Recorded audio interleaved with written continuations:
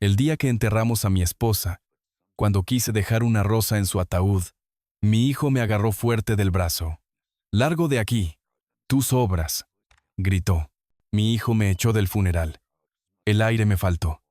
Mi corazón pareció detenerse por un segundo, y mis piernas temblaron. Casi caigo sobre la tumba de mi esposa. Ese fue el primer paso de su traición. Pero lo que él no sabía es que mi amada esposa ya lo había visto todo venir. Suscríbete y activa la campana, porque no vas a creer cómo termina esto. Esta es mi historia real, y es una lección que nadie debería ignorar. Por favor, quédate conmigo hasta el final para descubrir toda la verdad. Me llamo Arturo. Tengo 68 años. O bueno, 68 años recién cumplidos, aunque hoy siento como si tuviera 1000. Durante 45 años, mi vida entera, mi aliento y mi norte, fue Elena. Mi Elena. Para que puedan entender el horror de ese momento en el cementerio, tienen que entender primero lo que ella significaba para mí. Tienen que entender la vida que construimos. Nos conocimos en la universidad. Yo era un joven torpe, estudiante de ingeniería, todo números y ángulos rectos. Ella era todo lo contrario. Estudiaba bellas artes, era luz, color, caos y risas. Recuerdo verla en la biblioteca, con manchas de pintura turquesa en la mejilla, totalmente absorta en un libro de Monet. Y supe, con esa certeza ridícula y absoluta que solo se tiene a los 20 años, que mi vida había cambiado. No teníamos nada. Absolutamente nada. Nuestros primeros años fueron en un apartamento minúsculo donde la cocina y el dormitorio eran prácticamente la misma habitación. Pero éramos felices. Construimos todo desde la nada, con nuestras propias manos, con promesas susurradas a las 3 de la mañana. Yo tenía un futuro brillante. O eso decían. Una gran corporación de ingeniería me ofreció un puesto, un traje, un salario impresionante. Pero entonces, nació Marcos. Vi a ese pequeño ser en la cuna. Vi a Elena mirándolo como si fuera la única obra de arte que importaba. Y supe que el traje y la oficina no eran para mí. Tomé la decisión más loca y la mejor de mi vida. Renuncié. Dejé la ingeniería corporativa y abrí mi propio taller de carpintería. Era un trabajo humilde. El olor a serrín y barniz se impregnó en mi ropa para siempre. Mis manos, que debían estar diseñadas para calcular puentes, se volvieron ásperas, callosas, fuertes. Pero ese taller me permitía estar en casa a las 5 de la tarde. Me permitía ver a Marcos dar sus primeros pasos. Me permitía cenar con mi familia cada noche. Elena y yo creíamos en eso, en el trabajo duro, en la honestidad, en estar presentes. Con los ahorros de años y un préstamo que parecía impagable, compramos un terreno, y allí yo mismo construí nuestra casa. Cada ladrillo, cada viga del techo. Recuerdo a Elena pintando un mural de un girasol gigante en la pared de la cocina mientras yo instalaba los gabinetes. No era una mansión, ni mucho menos.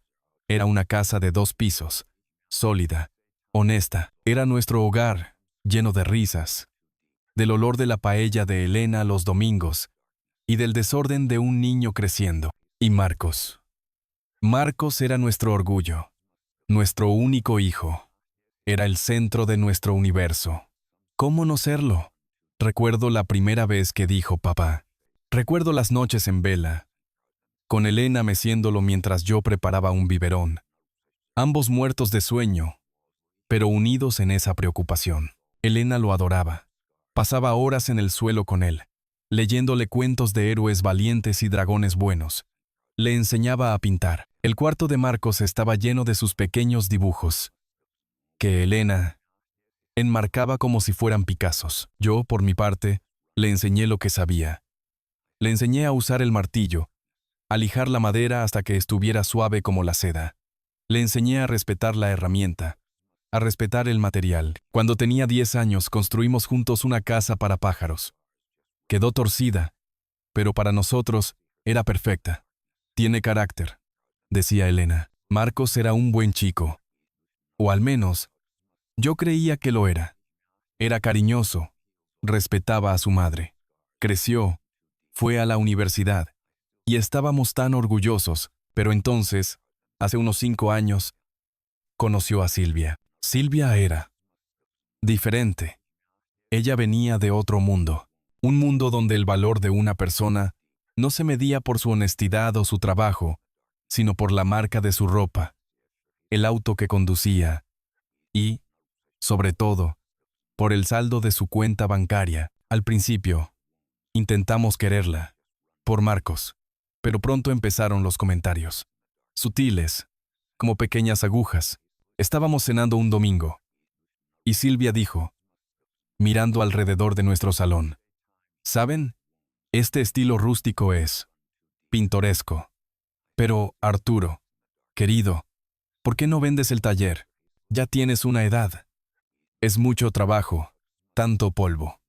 El terreno del taller debe valer una fortuna ahora. Vi a Elena tensarse. El taller es la vida de tu padre. Silvia, dijo con una sonrisa educada que no le llegaba a los ojos. Pero la vida es para disfrutarla, ¿no? No para trabajar hasta el final, respondió ella, restándole importancia, otra vez, mirando las joyas de Elena. Un collar de perlas de su abuela, nada ostentoso, pero con un valor sentimental inmenso. Elena, ¿por qué no usamos esas joyas de familia? Podríamos venderlas, o invertirlas. Tenerlas guardadas en un cajón no produce nada. Lo peor es que Marcos empezó a cambiar. Empezó a hacer eco de sus palabras. Papá, piénsalo. Silvia tiene razón. Podrías jubilarte. Podríamos viajar. ¿Viajar a dónde, hijo? Todo lo que quiero está aquí, le respondía yo, señalando a Elena y a nuestra casa. Entonces, hace 3 años, llegó el golpe. Elena enfermó. Fue un cáncer. Un cáncer lento, cruel, que fue apagando su luz poco a poco. No lo pensé ni un segundo. Cerré el taller. El cartel de cerrado se quedó colgado en la puerta, acumulando polvo. Mi único trabajo, mi única misión, era cuidarla. Fueron los 3 años más difíciles de mi vida. Y, extrañamente, los más íntimos. Pasamos noches enteras hablando, recordando nuestra vida. Le leía los libros que ella ya no tenía fuerzas para sostener. Le cepillaba el cabello. Cada día era un regalo doloroso, porque sabía que era un día menos. Marcos y Silvia venían, pero sus visitas eran cortas, incómodas. Llegaban, le daban un beso rápido en la frente a Elena y se sentaban. Pero sus ojos no miraban a Elena. Sus ojos vagaban, miraban las pinturas que Elena había colgado en las paredes. Miraban los muebles antiguos que yo había construido. Miraban la casa. Silvia preguntaba cosas como, ¿este cuadro lo pintó tu madre? ¿Está firmado? Deberían tasar estas cosas. Yo solo quería gritar. Una tarde, yo estaba en la cocina preparando un té. Elena dormitaba en su sillón favorito en la sala. Escuché a Marcos acercarse a mí. Papá, dijo en voz baja, casi susurrando. Sé que es un momento terrible, pero, ¿qué pasa, hijo? Él tragó saliva. Con Silvia estábamos pensando. ¿Han pensado en el testamento? Solo para, ya sabes, tener todo en orden, por los impuestos y esas cosas. Sentí como si me hubieran echado un jarro de agua helada. Su madre se estaba muriendo en la habitación de al lado, y él estaba pensando en los impuestos, en la herencia. No supe qué decir. Solo lo miré. Él desvió la mirada. Solo digo que es bueno ser práctico. Papá, esa noche, cuando estaba ayudando a Elena a acostarse, ella abrió los ojos. Pensé que había estado dormida, que no había escuchado la conversación, pero me tomó la mano. Su mano, tan delgada y frágil, pero con una fuerza que me sorprendió. Arturo, me susurró. Su voz era apenas un hilo. Dime, mi amor. Lo ven todo, Arturo, dijo ella, y sus ojos tenían una claridad aterradora. Ven la casa, ven el taller, ven los cuadros, lo ven todo. Hizo una pausa para respirar, pero no ven lo importante. No ven los 45 años. No ven el amor. Ten cuidado, Arturo. Prométeme que tendrás cuidado. Te lo prometo, mi vida, le dije, besando su frente. Siempre tendré cuidado. Ella cerró los ojos, y esa fue la última conversación coherente que tuvimos. Murió 2 días después, en mis brazos. Y ahora, de pie en ese cementerio, con el olor a tierra y la mano de mi hijo en mi brazo echándome, supe exactamente a qué se refería Elena, pero aún no sabía, aún no tenía idea de hasta qué punto ella había tenido cuidado por los dos. El día del funeral amaneció gris. No es una metáfora, literalmente. El cielo sobre nuestra casa era de un color plomizo, pesado, como si el mundo entero estuviera de luto conmigo, como si el cielo supiera que Elena ya no estaba para pintarlo de azul. No dormí. ¿Cómo podría? Pasé la noche en el sillón de la sala, el sillón donde ella solía leer, con una manta sobre las piernas y una taza de té fría en la mesita. La casa estaba en un silencio que zumbaba, un silencio ensordecedor. Durante 45 años, esta casa había estado llena de ruidos. La música clásica de Elena, el sonido de sus pinceles en el agua, sus regaños cariñosos, la risa de Marcos cuando era niño, el ruido de mi sierra en el taller. Ahora, nada, solo el tic-tac del reloj de pared. Cada segundo golpeando como un martillo en mi pecho. Me levanté cuando la primera luz grisácea entró por la ventana. Fui al armario y saqué el traje oscuro. El único traje bueno que tenía. Elena me lo había regalado hacía 5 años, para la boda de la hija de nuestro vecino. Recuerdo que me obligó a probármelo en la tienda. Arturo, tienes que verte elegante, dijo, ajustando la corbata con esa sonrisa suya. No eres solo un carpintero. Eres mi esposo. Me besó. Mi guapo esposo. Ponerse ese traje hoy se sintió como una traición. La tela era suave, costosa, pero yo me sentía un fraude. El espejo me devolvió la imagen de un hombre viejo, con los ojos hinchados y rojos, perdido en un traje que representaba una vida que acababa de terminar. A las 8 en punto, sonó el timbre. No eran amigos, no era familia, eran ellos. Marcos y Silvia habían llegado temprano. Papá, déjanos a nosotros. Tú no estás para esto, dijo Marcos, sin mirarme a los ojos. Me dio una palmada torpe en el hombro y pasó de largo, para organizar todo. Dijeron. Silvia entró como un general. Vestía un traje de chaqueta negro, impecable, que debió costar una fortuna. Su cabello estaba recogido en un moño tirante, sin un solo pelo fuera de lugar. Su rostro no mostraba dolor, mostraba eficiencia. Sacó un portapapeles y empezó a hablar con los hombres de la funeraria, que llegaron justo detrás de ellos. Su voz era baja, pero cortante. Las flores están confirmadas, los lirios blancos, bien. El coche debe estar en la puerta a las 9:15.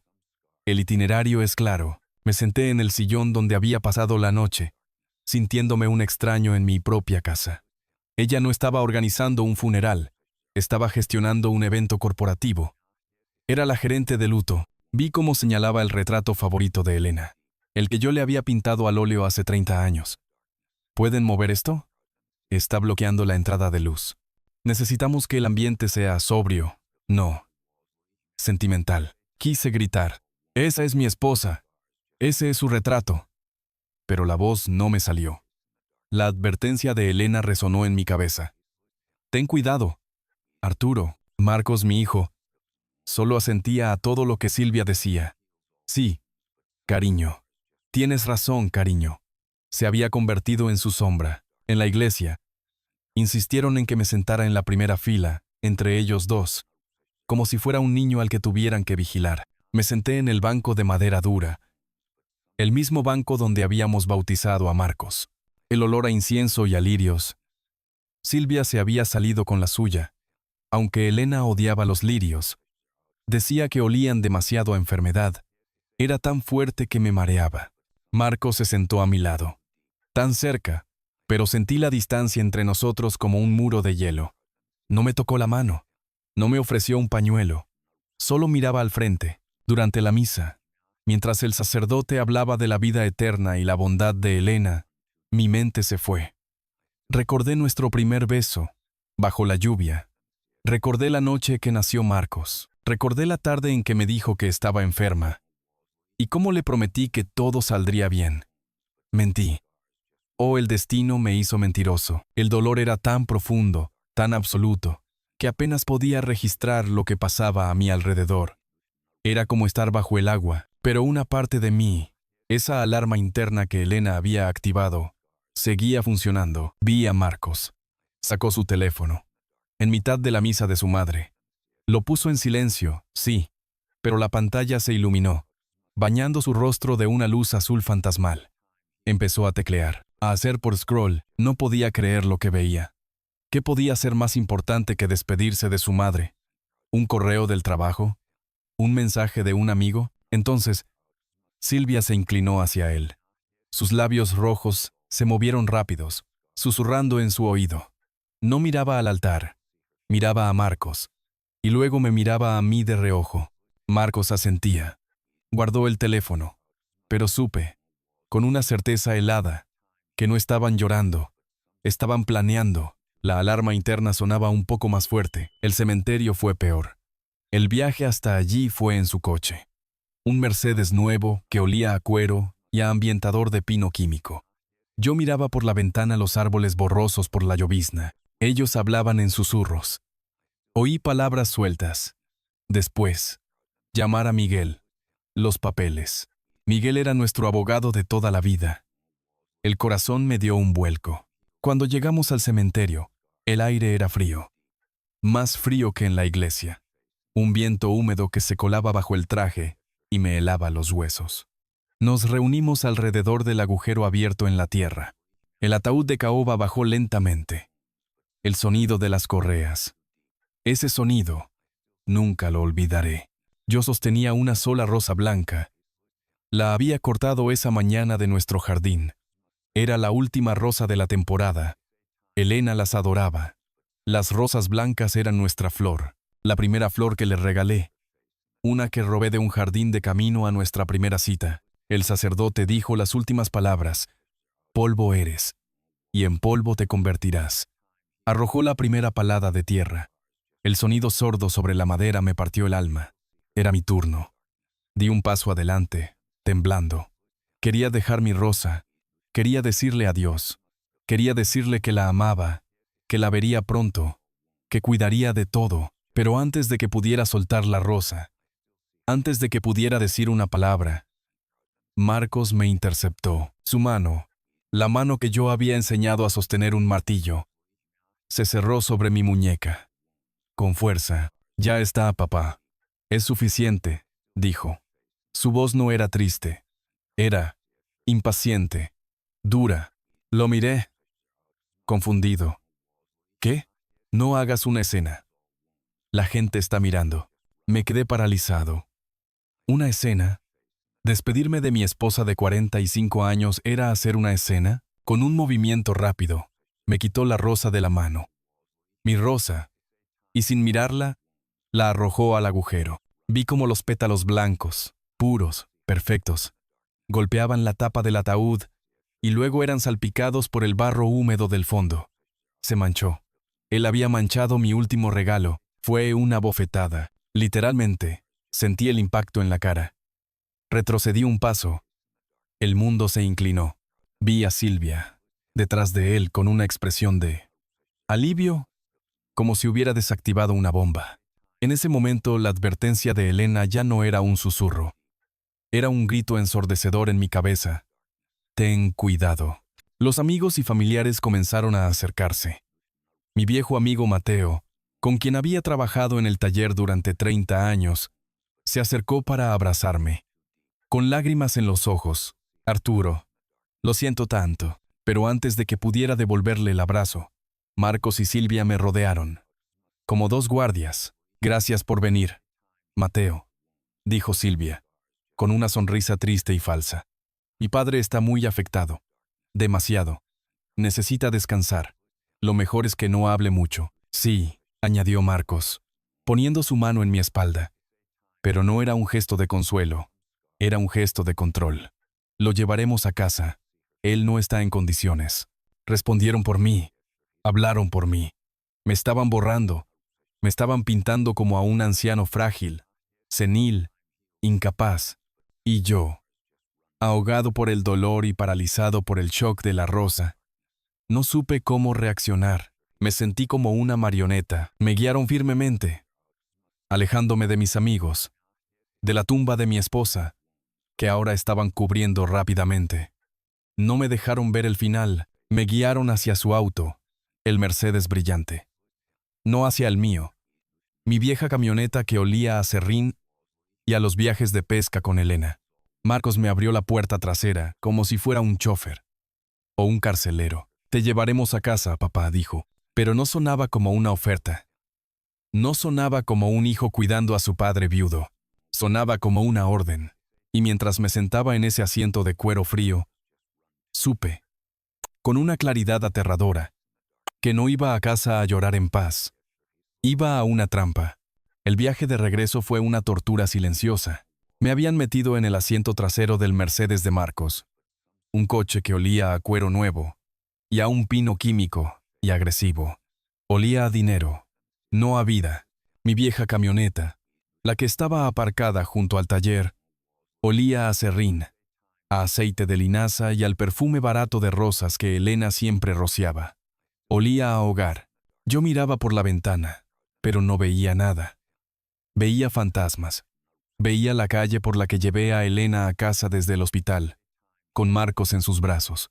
Veía la esquina donde compramos nuestro primer árbol de Navidad.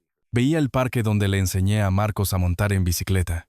Y cómo Elena aplaudía, con lágrimas en los ojos, cuando por fin solté el sillín, y él no se cayó. 45 años de recuerdos asaltándome, mientras el dolor por el funeral, por la rosa manchada de barro, me oprimía el pecho. Y mientras yo estaba perdido en mi dolor, ellos susurraban. Venían del asiento delantero. Eran susurros agudos, siseantes. La voz de Silvia era la que dirigía, y Marcos solo respondía con monosílabos. Sí, cariño. Claro, pero yo oía las palabras clave. Palabras que atravesaban mi niebla de dolor como agujas de hielo. Los documentos. Miguel tiene que entender. Miguel. Nuestro abogado. Testamento claro. Solo una firma. Más fácil o si está confundido. Mi sangre se heló. Confundido. La misma palabra que usaron en el cementerio. La advertencia de Elena. Ten cuidado. Arturo dejó de ser un susurro y se convirtió en una sirena de alarma en mi cerebro. Estaban hablando de mí. Estaban hablando de papeles. El día del funeral de mi esposa. El coche giró en nuestra calle y se detuvo frente a la casa. Mi casa. La casa que construí con mis propias manos. Pero cuando puse el pie en la acera, todo se sintió extraño. La luz era la misma. Los árboles eran los mismos. Pero el aire estaba viciado, como si la casa misma contuviera la respiración. Silvia y Marcos bajaron del coche, ya hablando por teléfono. Sí, todo salió según lo planeado, dijo Silvia. ¿La reunión? Mañana por la mañana. Perfecto. Yo caminé, como un autómata, hacia la puerta principal. Mis ojos, por pura costumbre, se desviaron hacia la derecha, hacia mi taller, mi santuario, el lugar donde la madera me hablaba, donde mis manos creaban, el lugar donde pasé miles de horas, con el olor a cedro y roble llenando mis pulmones, el lugar donde Elena venía a traerme café, sentándose en un taburete mientras yo trabajaba, hablando de nuestro día, y entonces lo vi. El candado no era mi viejo candado de latón, grande y pesado, que llevaba conmigo 20 años. Era un candado nuevo, plateado, brillante, industrial. Un candado que yo no había comprado. Un candado que yo no había puesto. El corazón me dio un vuelco tan violento que tuve que apoyarme en el pilar del porche. ¿Qué? Mi voz salió rota. Apenas un susurro. Ellos no me oyeron. Marcos estaba abriendo la puerta principal. ¿Qué es esto? Pregunté de nuevo. Esta vez más fuerte. Señalé hacia el taller. Marcos se giró. Su rostro. Dios mío, su rostro. Ya no era el rostro de mi hijo. El niño que había construido una casa para pájaros torcida conmigo. Era una máscara. Fría. Impaciente. como la de un extraño que me estuviera perdonando la vida. «Papá, entra. Tenemos que hablar», dijo, como si yo fuera un empleado molesto. «No», insistí, mi voz temblando, no solo de dolor, sino ahora de una ira fría que empezaba a nacer. «El taller. ¿Por qué hay un candado nuevo en mi taller, Marcos?» Marcos suspiró, un suspiro de exasperación. Miró a Silvia. Ella le hizo un leve asentimiento, como dándole permiso. «Papá», dijo Marcos caminando hacia mí. Se paró a 1 metro de distancia, mirándome desde arriba. «Las cosas van a cambiar. Tienen que cambiar». ¿Qué quieres decir? ¿Qué es ese candado? «Es por seguridad. Las herramientas valen dinero», dijo con desdén. «Pero eso ya no importa. Entra, por favor». Entramos en el vestíbulo. La casa estaba fría, oscura. Habían cerrado todas las cortinas. El olor a lirios del funeral parecía haberse pegado a las paredes. «Escucha, papá», comenzó Marcos cruzándose de brazos. «Sé que esto es difícil. No sabes nada de lo que es difícil». Le corté. Él apretó la mandíbula. La casa ahora es mía. Mamá me la dejó a mí». Cada palabra fue un golpe físico. Sentí que el suelo desaparecía bajo mis pies. Tuve que agarrarme al marco de la puerta. El mundo daba vueltas. El olor a lirios me revolvió el estómago. ¿Qué? ¿Qué estás diciendo? Tartamudeé. Eso no es posible. Es una mentira. Elena y yo. Esta casa es de los dos. La construimos juntos. Puse cada ladrillo. Es nuestra, recordé. En un destello cegador, a Elena trayéndome limonada, mientras yo ponía los cimientos bajo un sol abrasador. Ella riendo, con su vestido de verano amarillo. «Nuestra fortaleza. Arturo», me grito. «Te equivocas», siseó una voz. Silvia. Había estado callada, pero ahora se adelantó. Sus ojos negros brillaban con algo que no era luto. Era triunfo. «Te equivocas», repitió, saboreando cada sílaba. Elena fue muy clara. Dejó un testamento nuevo que firmó hace 1 mes. Lo dejó todo a nombre de su único hijo. O sea, Marcos. «No», grité. «No. Elena no haría eso. Miguel, nuestro abogado, él lo sabría». «Oh, lo sabe», dijo Silvia con una risa seca y fea. «Pero tú, Arturo, ya no estás en condiciones de manejar nada». Se acercó a mí, su perfume caro llenando el aire, asfixiándome. «Mírate. Estás viejo. Estás temblando. Estás confundido. El dolor te ha afectado la cabeza. ¿Cómo vas a manejar una propiedad? ¿Cómo vas a manejar las cuentas?» Esa era la palabra. Confundido. La palabra que habían estado susurrando. Me estaban declarando incompetente. La ira, una ira pura y volcánica, barrió el dolor por un segundo. «Viejo, sí», le grité en la cara, «pero no confundido. Y no estoy muerto. Esta es mi casa, la casa que pagué con el sudor de mi frente. No voy a permitir esto». Me di la vuelta, empujándola con el hombro, no por violencia, sino por pura necesidad de escapar de su veneno. Mi instinto me guió hacia el pasillo, hacia mi habitación, nuestra por habitación, donde dormí con Elena durante 45 años. Allí estaban nuestros papeles. Allí estaba nuestra vida. Tenía que encontrar algo. Cualquier cosa. La escritura original. Algo que probara que estaban mintiendo. «Salgan de mi casa». Ambos. Ahora. Estaba a 2 pasos del pasillo cuando la mano me agarró. «No voy a permitir esto», grité de nuevo, tratando de zafarme. Entonces, Marcos me agarró con fuerza. No fue un agarre para detenerme. Fue un agarre para someterme. Su mano se cerró en la parte superior de mi brazo como un torno de acero. El dolor fue agudo. La misma mano que yo había sostenido para que aprendiera a caminar. La misma mano que le enseñé a lijar la madera. Ahora me estaba aplastando el músculo. «Suéltame, Marcos. Me estás lastimando». Su rostro estaba a centímetros del mío. La máscara se había roto. Debajo no había tristeza. Había una determinación fría, aterradora. «Papá, no hagas esto más difícil». dijo con los dientes apretados, y empezó a empujar. No me empujó hacia la puerta principal. Me empujó hacia la otra puerta. La puerta del sótano. Marcos. Marcos. ¿Qué haces? ¡Suéltame!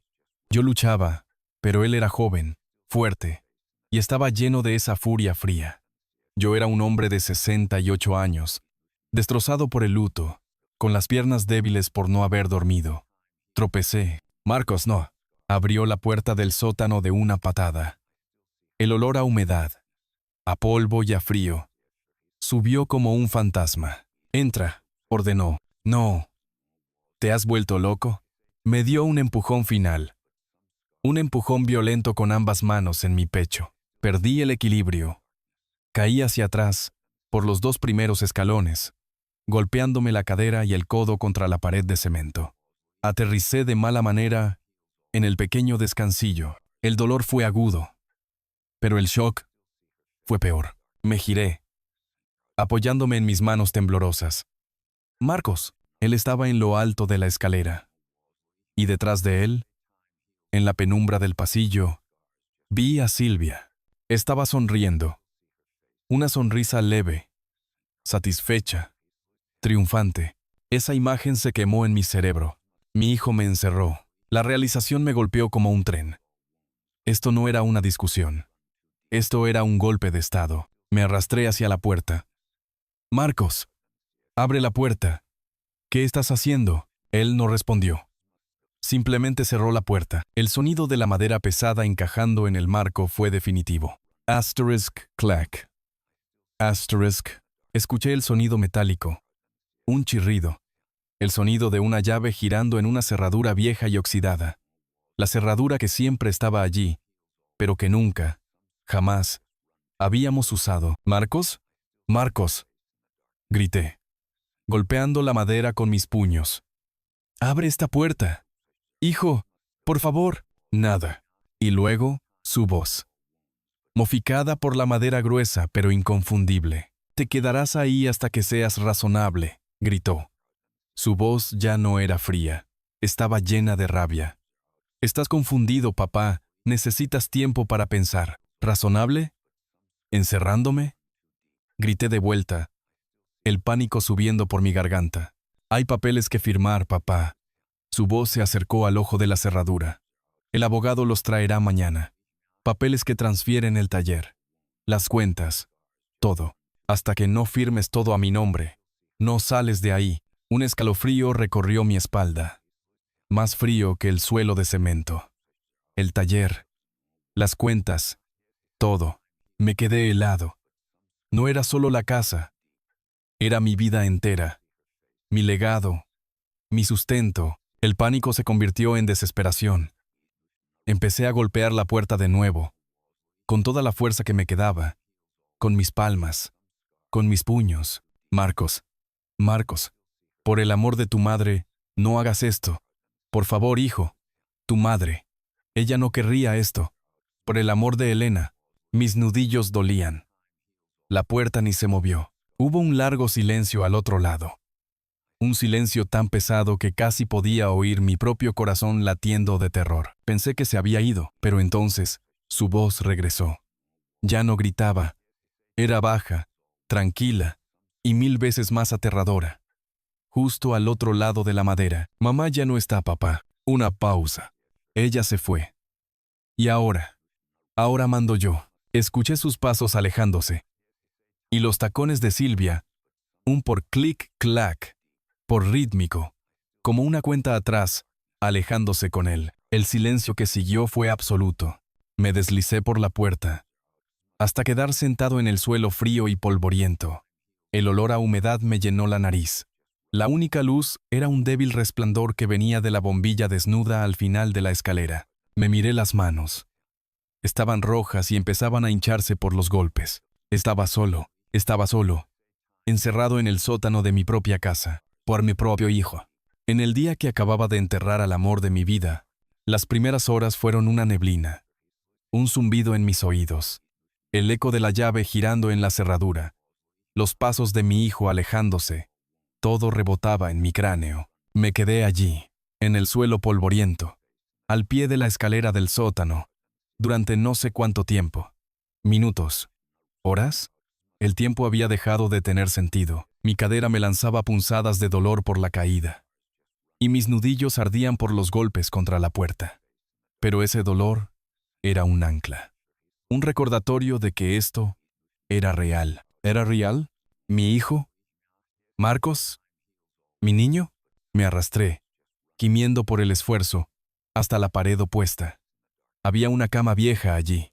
Una cama de invitados que no habíamos usado en una década. Estaba cubierta por una sábana polvorienta. Me senté en el borde.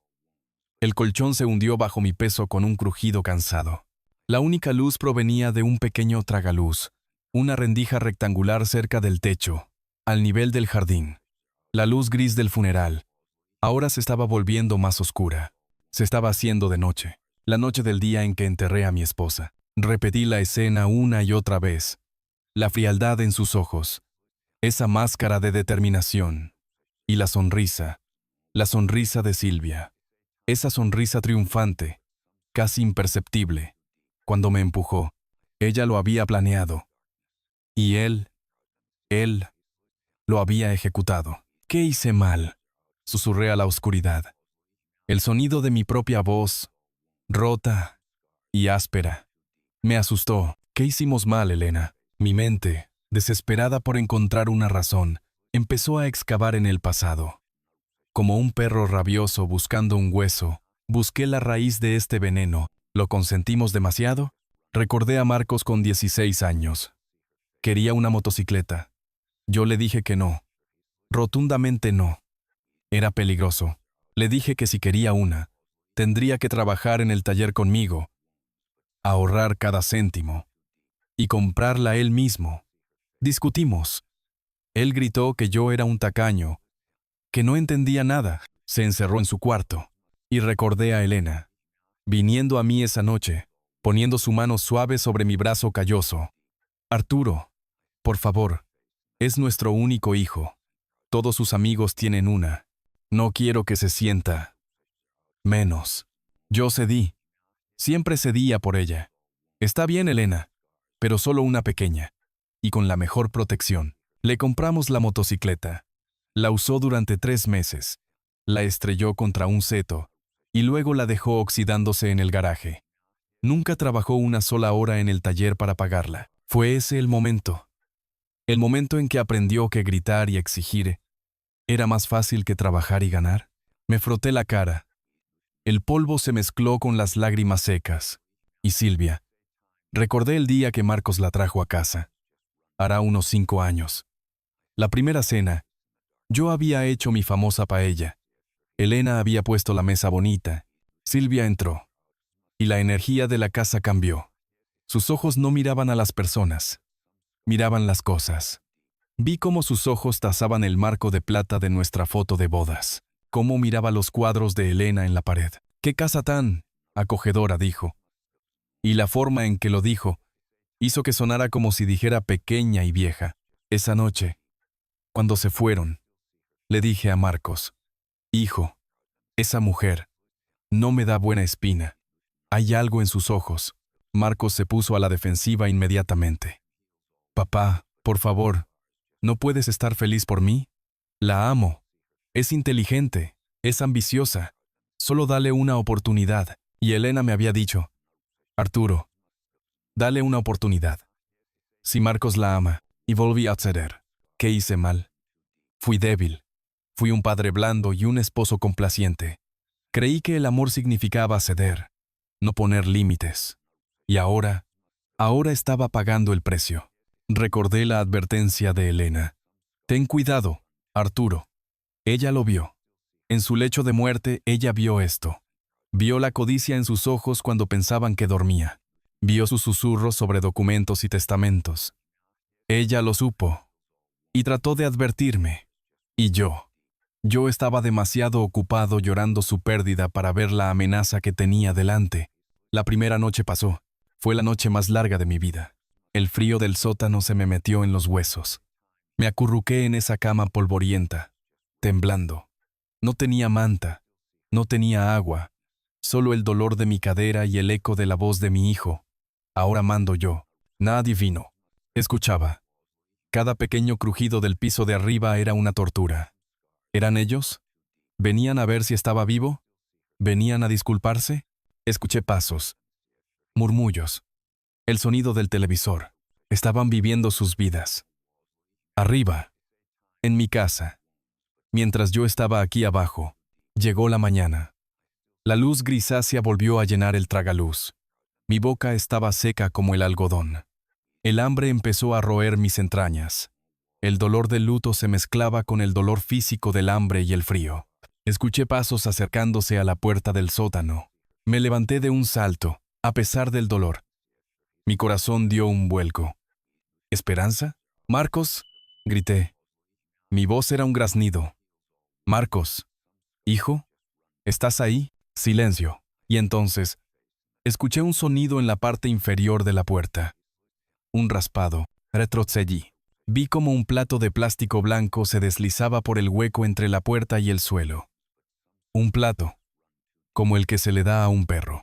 Se deslizó unos centímetros y se detuvo. En el plato había un trozo de pan seco y un pedazo de queso sudado. A su lado, deslizaron un vaso de plástico con agua. Esa fue la mayor humillación. El empujón, el encierro, eso fue ira. Pero esto fue desprecio. Esto fue un acto calculado para deshumanizarme, para decirme, no eres un padre, no eres un hombre, eres un animal que tenemos que alimentar. Me quedé mirando el plato, y las lágrimas, que pensé que se habían secado para siempre, volvieron a brotar, pero esta vez, no eran lágrimas de tristeza, eran lágrimas de rabia, de una rabia tan profunda y pura que me quemaba la garganta. Caí de rodillas. No para comer. Lloré por Elena. Hablé con ella. Mi amor, mira lo que ha hecho. Mira en qué se ha convertido nuestro niño. ¿Qué hago, Elena? ¿Qué hago? Lloré por el hijo que había perdido. El niño de la casa del árbol, el niño de la bicicleta. Ese niño estaba muerto.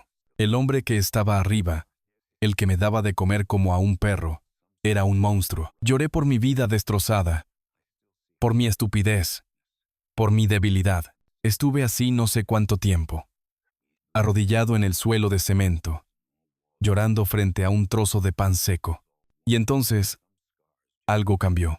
En la oscuridad del segundo día, mientras el hambre y la sed se volvían una agonía constante, el dolor comenzó a transformarse, las lágrimas se secaron, el dolor de mi corazón no desapareció, pero se endureció.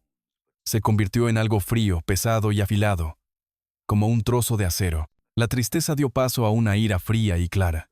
Me levanté. Mis piernas temblaban, pero me mantuve firme. Miré el plato de comida. Y luego miré la puerta. No, susurré. Mi voz sonaba diferente, más fuerte. No, Elena no habría querido esto. Ella no habría querido que me rindiera. Ella me advirtió. Ella me advirtió para que yo hiciera por algo. Ten cuidado, Arturo. No era una despedida. Era una instrucción. Él dijo que tenía que firmar papeles, que vendría un abogado. Iban a robarme todo. Iban a declararme loco, senil, confundido, y me iban a quitar 45 años de trabajo. Iban a borrarme. Miré a mi alrededor. Era un sótano. Húmedo. Frío. Polvoriento. Pero era por mí por sótano. Yo había construido esta casa. Yo había mezclado el cemento para estas paredes. Yo había instalado cada viga. Yo conocía cada centímetro de este lugar. Y de repente, recordé. En la esquina más alejada, detrás de unas cajas viejas de adornos de Navidad, había un armario de metal. Un armario viejo que había pertenecido a mi padre. Recordé que, hace unos 10 años, después de una tormenta terrible que nos dejó sin luz una semana, yo había guardado allí unas herramientas de emergencia. Por si acaso, le había dicho a Elena, una linterna, velas y una caja de herramientas básica. El corazón empezó a latirme con fuerza, no de miedo, de esperanza, una esperanza feroz. Me moví lentamente. No quería hacer ruido. Escuché, arriba, la casa estaba en silencio. Era de noche. La segunda noche. Debían estar durmiendo. Durmiendo en mi cama, me acerqué al armario. Las cajas de Navidad estaban cubiertas de polvo. Las moví, una por una, con un cuidado infinito, tratando de no hacer el más mínimo ruido. Ahí estaba. El armario de metal gris. Tenía un pequeño candado, pero era viejo, oxidado. Regresé a la cama. Arranqué uno de los listones de hierro del somier. Estaba oxidado y costó trabajo, pero cedió. Usando el listón como palanca, ataqué la cerradura del armario. Hice palanca. El metal chirrió levemente. Me congelé. Escuché. Nada. Volví a intentarlo. Con toda la fuerza que mi cuerpo debilitado pudo reunir. Crack. El candado oxidado se rompió y cayó al suelo con un golpe sordo. Contuve la respiración. Esperé un minuto entero. Silencio absoluto. Abrí la puerta del armario. Chirrió como un alma en pena. Y allí, en el estante inferior, cubierta de telarañas, estaba una caja de herramientas de plástico rojo. La abrí con manos temblorosas. Adentro, una maravilla, un destornillador de estrella, un destornillador plano y una pequeña palanca. Tomé el destornillador plano y la palanca. El metal era frío y pesado en mi mano. Era real. Era sólido. No iban a vencerme. No me iba a quedar aquí a esperar que un abogado me robara mi vida. No me iba a quedar aquí mientras el asesino de mi hijo dormía en la cama de mi esposa. Me acerqué a la puerta. Examiné las bisagras. Eran viejas. Estaban por dentro. Yo mismo las había instalado. Sonreí. Una sonrisa amarga, fría, que no sentía mía. Mamá ya no está, papá, había dicho él. Ahora mando yo. Te equivocá, y yo, susurré al polvo. Yo construí esta jaula, y yo iba a salir de ella. Pasé toda la noche trabajando. Mis manos, aunque temblorosas por el hambre y la debilidad, recordaban su antiguo oficio. El metal frío del destornillador y la palanca se sentía como una extensión de mí mismo. Era un trabajo de carpintero, pero a la inversa. No estaba construyendo. Estaba deconstruyendo mi propia prisión. La puerta era de roble macizo. La había instalado yo mismo hacía 30 años. Las bisagras eran internas, pesadas, de hierro forjado. Imposible forzar la cerradura. Pero las bisagras, yo sabía dónde estaban los tornillos. Fue un trabajo lento. Cada vuelta del destornillador era un riesgo. El metal viejo chirriaba contra el metal viejo. ¡Kriyik! Me congelaba. Contenía la respiración. Escuchando, el silencio de la casa era casi absoluto. Pero entonces, oía ruidos. Arriba, en el piso principal, escuché un llanto. Era Silvia. Un llanto agudo, teatral. ¿Cómo? ¿Cómo pudo hacernos esto? ¿Dejarnos así? Marcos, no sé si podré soportarlo. Es demasiado. Escuché los pasos pesados de Marcos, consolándola. Ya, cariño. Mañana todo se arreglará. Mañana firmará. Te lo prometo. Ese viejo terco no arruinará nuestro futuro. Un llanto falso. Se quejaba de lo difícil que era todo. Mientras yo estaba encerrado en el sótano, en la oscuridad. Después de haber enterrado a mi esposa, ese llanto falso fue mi combustible. Cada sollozo teatral de ella amortiguaba el kriyik de mis herramientas. Su actuación me estaba dando la cobertura que necesitaba. Trabajé durante horas. El hambre era un dolor sordo. La sed, un fuego en la garganta. Mis músculos, desacostumbrados al esfuerzo, gritaban. Pero mis manos de carpintero no fallaron, tornillo a tornillo. Eran largos. Estaban hundidos en la madera de roble. Tuve que usar la palanca para conseguir hacer la fuerza necesaria, rezando para que la madera no crujiera demasiado. Finalmente, al cabo de lo que parecieron varias vidas, sentí que el último tornillo de la bisagra superior cedía. Luego la inferior, la puerta ya no estaba sujeta por las bisagras. Solo por el pestillo de la cerradura, usé la palanca. La metí entre el marco y la puerta, justo al lado de la cerradura. Empujé, con toda la fuerza que me quedaba, apalancando mi peso corporal contra ella. La madera gimió. Crack. Un sonido seco, terrible. La jamba, la madera que yo mismo había instalado, se astilló. La puerta cedió. Se abrió unos centímetros. Atascada. Empujé de nuevo. Se abrió. Estaba libre. Me quedé quieto en la oscuridad del sótano, respirando con dificultad, sudando a pesar del frío. Escuché el silencio. El llanto de Silvia se había detenido. Arriba todo estaba oscuro. El amanecer del tercer día. Salí del sótano como un fantasma. Cada paso en el suelo de madera era una agonía, temiendo que un crujido los despertara. La casa estaba en silencio absoluto. Subí la escalera principal, aferrándome a la barandilla. Mi cuerpo dolía por todas partes. Y entonces, tuve que verlo. No sé por qué. Necesitaba confirmar la profundidad de la traición. Caminé por el pasillo hasta la puerta de mi habitación. Nuestra, por habitación. La puerta estaba entreabierta. Miré dentro. Y mi corazón, que pensé que ya no podía romperse más, se hizo añicos. Marcos y Silvia dormían. Dormían profundamente. En mi cama. En la cama donde Elena había muerto. En la cama que habíamos compartido durante 45 años. Silvia llevaba uno de los camisones de seda de Elena. Lo vi colgado en el respaldo de la silla. La rabia me quemó la garganta. Quise entrar. Quise gritar. Quise, pero mantuve la calma. La ira fría que había nacido en el sótano me controló. Este no era el momento. La violencia física era lo que ellos querían. Era lo que usarían para demostrar que estaba confundido y loco. Mi batalla no estaba aquí. Estaba en otro lugar. Me di la vuelta, sigilosamente. Bajé la escalera.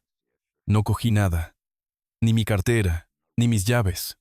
Salí por la puerta trasera de la cocina, la que siempre dejábamos sin llave por dentro. El aire de la mañana me golpeó como una bofetada. Estaba helado. Yo solo llevaba la ropa del funeral, arrugada, sucia de polvo y sudor, y empecé a caminar. Caminé kilómetros. La oficina de Miguel, nuestro abogado de toda la vida, estaba en el centro del pueblo, a más de 5 kilómetros de distancia. Mis piernas temblaban de debilidad, pero seguí adelante. Cada paso era un acto de desafío. Cada respiración de aire libre era una victoria. El sol empezó a salir, pintando el cielo de un naranja pálido, y yo caminé, un viejo fantasma en un traje sucio. Llegué a su oficina a las 8 de la mañana. Me derrumbé contra la puerta. Estaba empapado en sudor frío y lágrimas de pura rabia y agotamiento. La secretaria de Miguel, Marta, que me conocía de toda la vida, abrió la puerta para empezar el día y casi gritó al verme. Don Arturo. Dios mío, ¿qué le ha pasado? Parece que ha visto un fantasma. Necesito ver a Miguel. Jade. Ahora. Marta me ayudó a entrar. Miguel estaba en su despacho, con una taza de café en la mano. Cuando me vio, el café casi se le cae. Arturo. Pero bueno. ¿Qué demonios? Se acercó corriendo. Me sostuvo mientras yo me desplomaba en una de sus sillas de cuero. Arturo, por el amor de Dios. Estás herido. Estás temblando, exclamó, viéndome las manos ensangrentadas y los nudillos hinchados. Miguel. Mi voz era un graznido. Marta, trae agua. Y un botiquín. Cierra la puerta, ordenó él. Me miró con una profunda preocupación. Arturo, ¿qué ha pasado?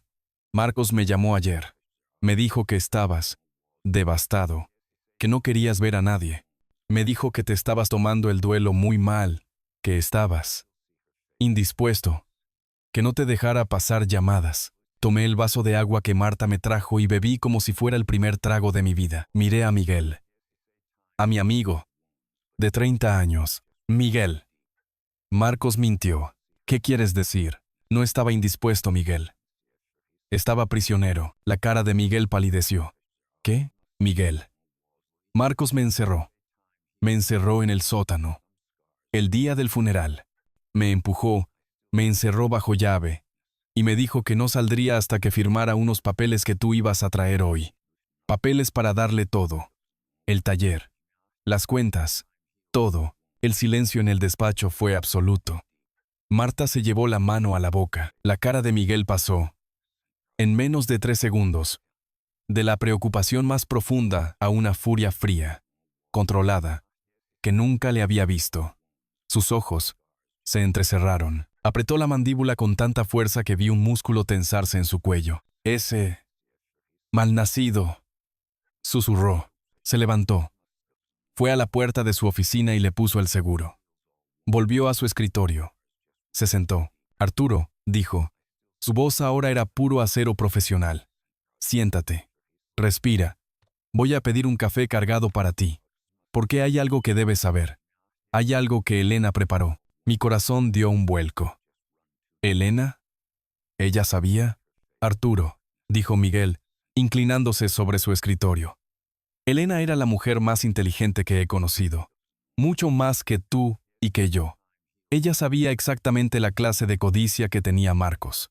Vio perfectamente cómo Silvia lo estaba manipulando como a una marioneta. Entonces, ¿qué hizo? ¿Es verdad lo del testamento? ¿Le dejó la casa a él? Miguel me sirvió un café. Sus manos estaban firmes. Elena vino a verme. Sola. Hace 6 meses. Cuando supo que el tratamiento ya no funcionaba, me hizo preparar 2 testamentos. 2. 1. El que Marcos vio. El que yo le leí a él y a Silvia la semana pasada, para cumplir con el trámite. Ese testamento, efectivamente, dejaba la casa y el taller a nombre de Marcos. Mi corazón se hundió. Entonces, es verdad. Miguel levantó una mano. Espera, déjame terminar. Pero Arturo, ¿tú sabías que Elena heredó una fortuna considerable de su abuelo? Lo miré, confundido. ¿Qué? No. O sea, sabía que su familia tenía tierras en Asturias, pero ella nunca. Vivíamos con modestia. Mi taller, la casa. Exacto, dijo Miguel. Ella no quería que el dinero los cambiara. Lo mantuvo en un fondo fiduciario, separado, intocable. No quería que Marcos creciera como un niño rico consentido. Miguel respiró hondo. Arturo. El abogado reveló una herencia de $45 millones. Me quedé sin aliento. Me atraganté con el café. 45 millones. Miré mi ropa sucia, mis manos de carpintero. Era una cifra imposible. Miguel. Yo no. Y aquí está el genio de Elena, continuó Miguel, abriendo su caja fuerte y sacando un sobre grueso, sellado con lacre. El testamento que Marcos vio, el que le da la casa, es una farsa, una trampa. El por verdadero por testamento, dijo, golpeando el sobre, anula al anterior, y contiene una cláusula muy específica. Abrió el sobre y leyó. Yo, Elena Gutiérrez, dejo la casa familiar y el taller de carpintería a mi hijo, Marcos, solo y sí. Leyó Miguel, levantando la vista para mirarme. Él te trata, Arturo, cito textualmente, con absoluto amor, respeto y dignidad durante el primer año siguiente a mi muerte. Me quedé helado. Miguel continuó leyendo. Si en algún momento durante esos 365 días, mi hijo Marcos le causa a mi esposo cualquier tipo de angustia, si le falta al respeto, si intenta coaccionarlo, o si falla en su deber de hijo de cuidarlo y honrarlo, la herencia de la casa y el taller queda anulada inmediatamente. ¿Y qué pasa entonces? Susurré. Entonces, dijo Miguel, con una sonrisa sombría, la casa, el taller y cada clavo que hay en él pasa a ser enteramente tuyo. Miguel me echó del funeral, me robó mi rosa, me encerró en el sótano, me dio comida como a un perro. Entonces, Arturo, dijo Miguel cerrando la carpeta, tu hijo acaba de perderlo todo. Yo estaba temblando. 45 millones. La casa, todo. Elena, mi Elena. Ella lo había visto todo, pero tartamudeé mi mente tratando de procesar la cifra. Los 45 millones. ¿Eso también? Si él se portaba bien, ¿también heredaba eso? Y entonces, Miguel me dio la sonrisa más grande que le he visto en la vida. No, Arturo. Eso es lo mejor de todo. Los $45 millones no están en el testamento. Elena fue mucho más lista que eso. ¿Qué quieres decir? Arturo, dijo Miguel, sacando otro documento. Hace un mes, en su última visita, cuando ya apenas podía firmar, transfirió la totalidad de ese fondo fiduciario. Los $45 millones íntegros están a tu nombre, en un fideicomiso irrevocable que solo tú puedes tocar. Desde hace un mes. Marcos no tiene derecho a un centavo de eso. Nunca. Ni aunque hubiera sido un santo. Me quedé mirándolo. Mi esposa, mi tranquila y artística Elena, había visto la traición venir, y desde la tumba acababa de entregarme la espada para luchar. Me aseé en el baño de la oficina de Miguel. Me lavé la cara y las manos. El agua fría me ayudó a centrarme. El hombre que me devolvió el espejo ya no era el viudo tembloroso y confundido que mi hijo quería que fuera. Mis ojos estaban rojos. Sí, pero ahora ardían con una luz fría. Era la luz de la justicia de Elena. No regresamos a la casa en un coche de lujo. Volvimos en el coche de Miguel. Un sedán familiar, honesto, como él. Detrás de nosotros, nos seguía un coche patrulla de la policía local. ¿Estás seguro de esto, Arturo? Me preguntó Miguel mientras conducíamos. ¿De la policía? Pregunté. Sí. Es un movimiento. Fuerte. Podría considerarse una escalada. Miguel, le dije, mirando mis manos, que ya no temblaban. Me encerraron en un sótano. Me trataron como a un animal. Me amenazaron. Esto dejó de ser un asunto de familia en el momento en que giraron la llave. La policía no está aquí para arrestar. Está aquí como testigo. Para que no puedan volver a decir que estoy confundido. Miguel asintió, con una expresión sombría. Tienes razón. Es lo correcto. Cuando giramos en mi calle, vi el Mercedes de Marcos aparcado frente a la casa. Mi casa. El candado nuevo seguía brillando en la puerta de mi taller. La ira volvió a subir, pero la controlé. La convertí en hielo. Aparcamos. Los dos agentes, un hombre mayor y una mujer joven, bajaron de su coche y nos esperaron en la acera. Caminamos juntos hacia la puerta principal. La puerta que yo había colgado con mis propias manos. Miguel levantó la mano y golpeó. No llamó al timbre. Golpeó. Un sonido fuerte. Oficial. Hubo un silencio. Luego, pasos apresurados. La puerta se abrió. Era Silvia. Llevaba una bata de seda cara. Su cabello estaba recogido en un moño desordenado, y tenía una taza de café en la mano. Su cara, al vernos, pasó de la molestia. Probablemente esperaba al abogado que por ellos habían llamado, a la pura confusión. Y entonces me vio, detrás de Miguel, con mi traje sucio del funeral, con mis manos vendadas por Marta. Su rostro palideció, un blanco ceniciento. La taza de café tembló en su mano. Arturo, susurró. Y luego, sus ojos vieron a los policías en la acera. El pánico puro se apoderó de su rostro. ¿Qué es esto? ¿Qué significa esto?, dijo, su voz volviéndose aguda. Permiso. Sra. Silvia, dijo Miguel con calma, y simplemente pasó junto a ella, entrando en la casa. Yo lo seguí. Los agentes se quedaron en el umbral, observando. No pueden entrar así. Esta es nuestra casa, gritó ella, siguiéndonos. Oímos ruidos en la cocina. Risas, una risa. La risa de mi hijo. Seguimos el sonido. Entramos en la cocina. La cocina donde Elena había horneado miles de galletas. Y la escena me revolvió el estómago.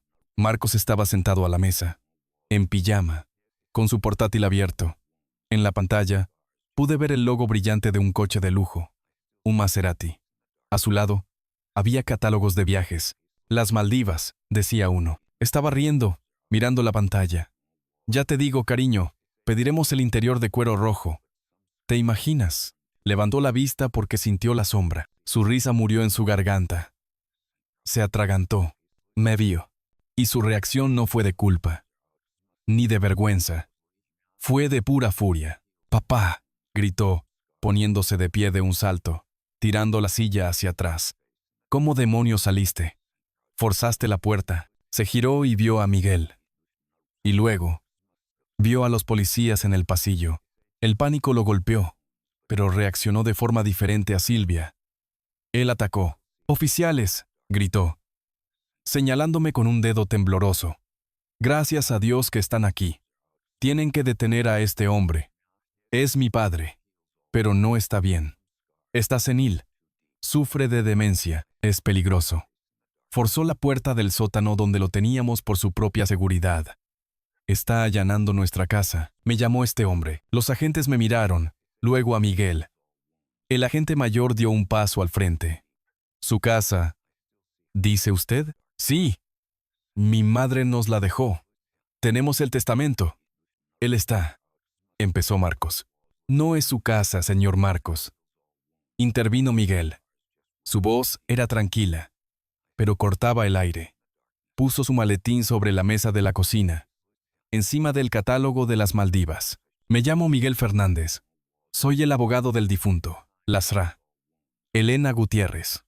Y, lo que es más importante», hizo una pausa, «soy el abogado del verdadero propietario de esta casa, el señor Arturo».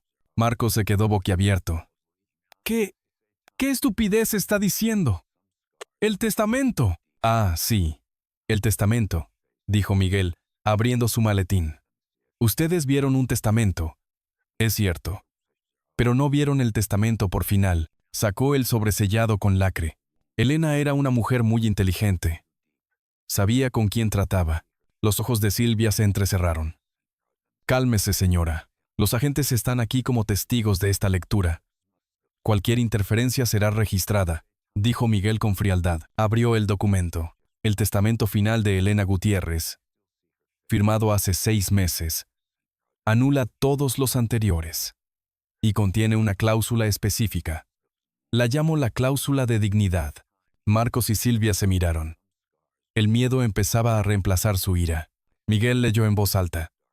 Su voz llenó la cocina.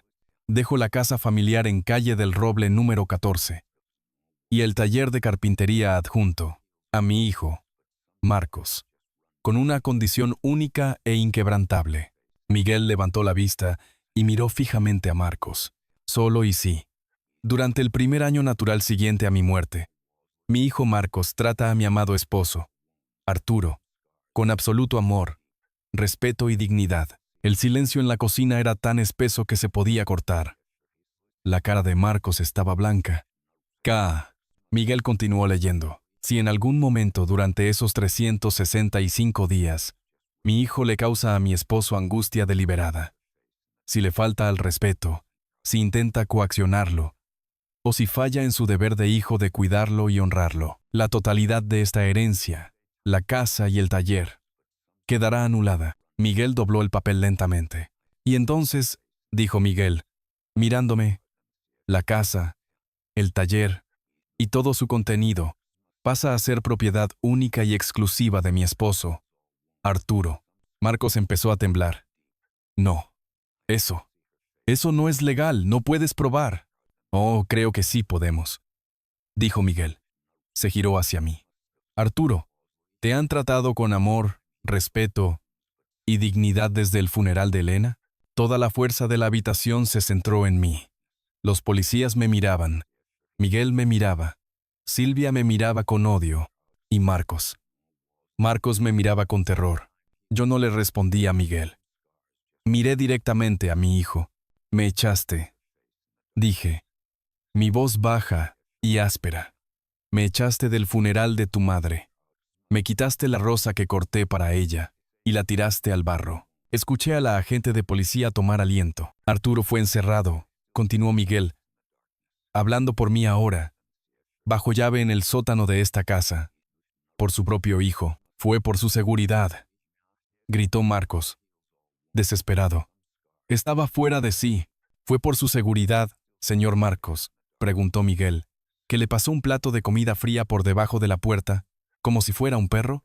¿Fue por su seguridad que lo dejó sin agua, sin luz y sin calefacción durante casi 2 días?» La cara de Marcos se descompuso. «Fue por su seguridad», remató Miguel, que le dijo que no saldría hasta que firmara unos papeles transfiriéndole el taller y todas sus cuentas bancarias? Porque eso, señor Marcos, no se llama seguridad. Se llama secuestro, coacción y extorsión. Los agentes dieron un paso al frente, entrando en la cocina. El agente mayor miró a Marcos. Señor, creo que tiene mucho que explicar. No, gritó Silvia. Fue un estallido, un chillido. Es una trama, una conspiración. El viejo está mintiendo. Todo es mentira. Cállate, Silvia, gimió Marcos. Y entonces se giró hacia mí. Su rostro, el rostro del hombre que había visto en la cama de mi esposa, se derritió. Se convirtió en el rostro de un niño llorón. Pero, ¿y el dinero? El dinero, papá. Las cuentas. Mamá quería que yo... Ah, el dinero, dijo Miguel. Y aquí vi un destello de la sonrisa sombría que me había mostrado en su oficina. Me alegra que pregunte por el dinero. Miguel sacó el segundo documento. El del fideicomiso. Verán, Elena era brillante. Sabía que ustedes solo pensaban en el dinero. Así que lo separó todo. La fortuna familiar, la que el señor Marcos creía que iba a heredar junto con la casa, una suma de $45 millones. Silvia jadeó. Sus ojos se abrieron como platos. «¿40 millones? Esa fortuna», dijo Miguel, poniendo el documento sobre la mesa. Nunca estuvo en el testamento. Nunca fue para ustedes. Bajo ninguna circunstancia. Hace un mes, Elena transfirió la totalidad de esos $45 millones a un fideicomiso irrevocable. Un fideicomiso cuyo único beneficiario, Miguel me puso una mano en el hombro. Es su padre. El mundo se detuvo. Silvia se quedó mirando el documento, luego a mí, luego a Marcos.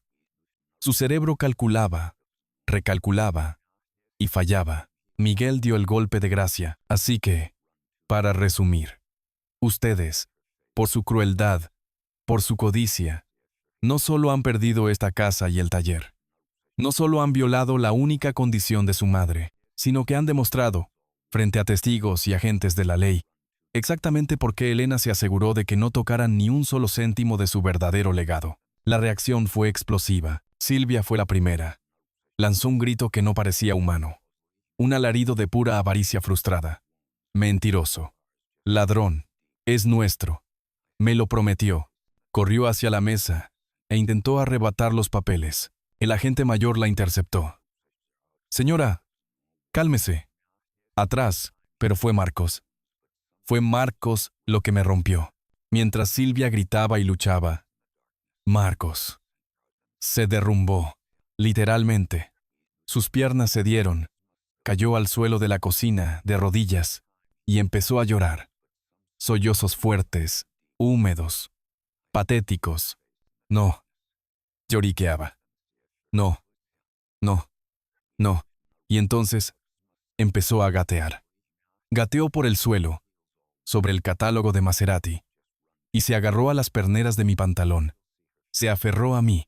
Papá, papá, por favor.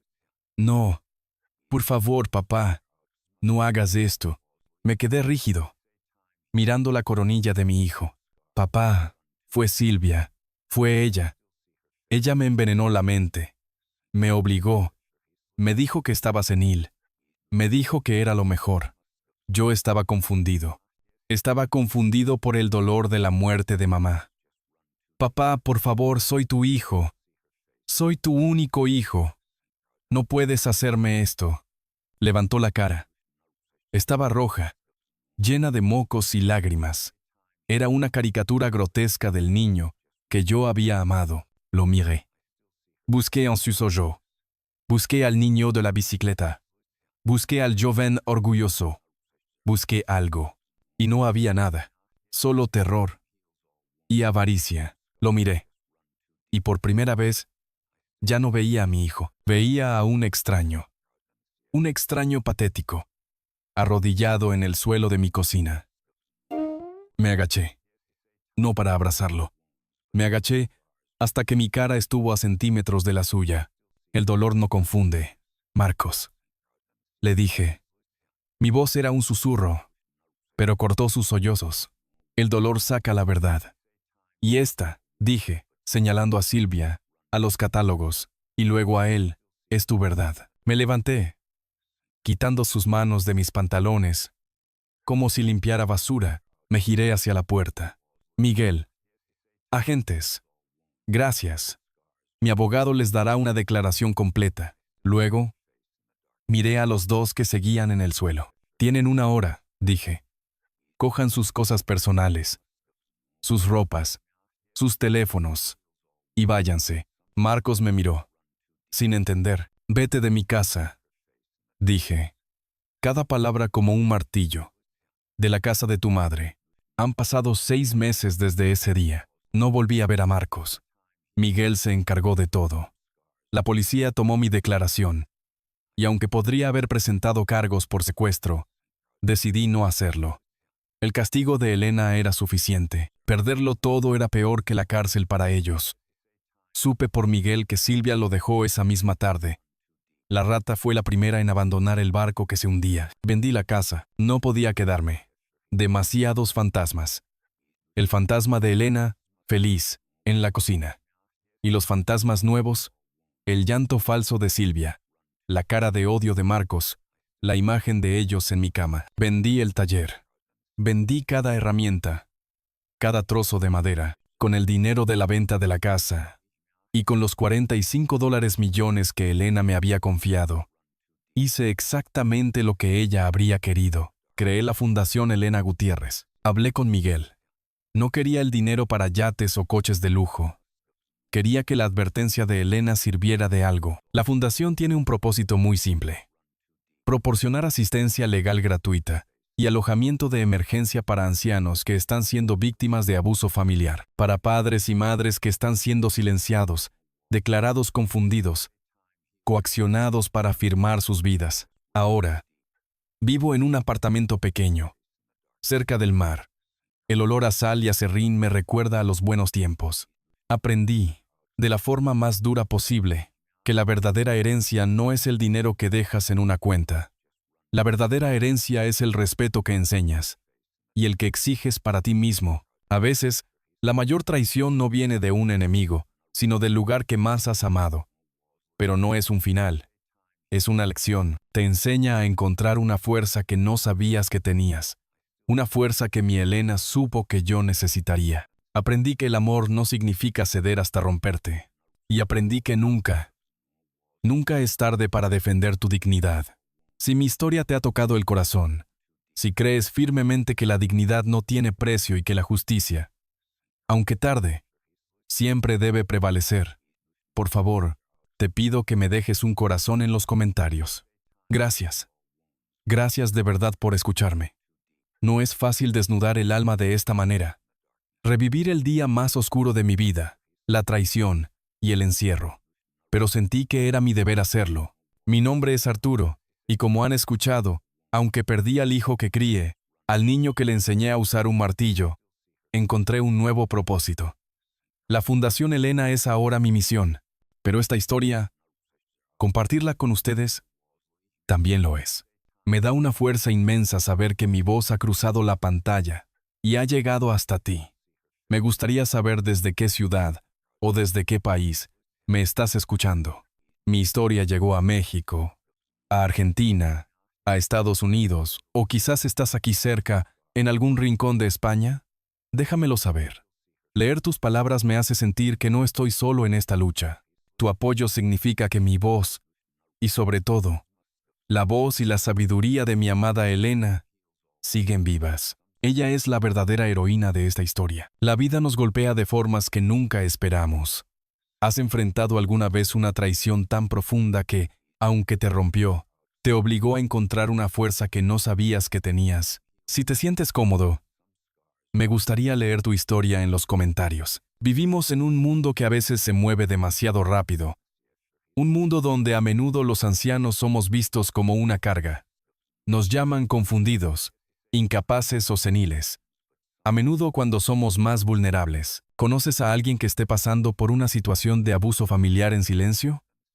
Alguien que esté siendo intimidado por sus propios hijos, presionado para firmar papeles, por dinero o propiedades. Por favor, comparte mi historia con esa persona.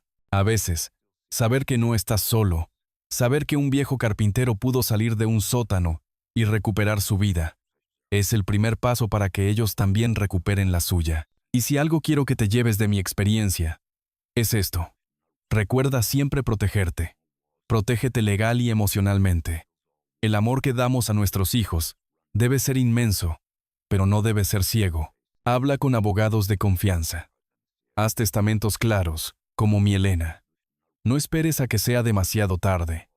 Define tus deseos y protégelos con la fuerza de la ley. Pero, sobre todo, por encima de cualquier casa, de cualquier cuenta bancaria, nunca, nunca dejes que nadie, ni siquiera tu propia sangre, te haga sentir que vales menos. El respeto no se hereda en un testamento, se gana.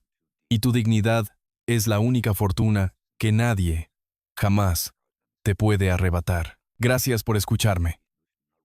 Les envío un abrazo fuerte desde la costa, donde ahora, finalmente, vivo en paz. Arturo, 69 años.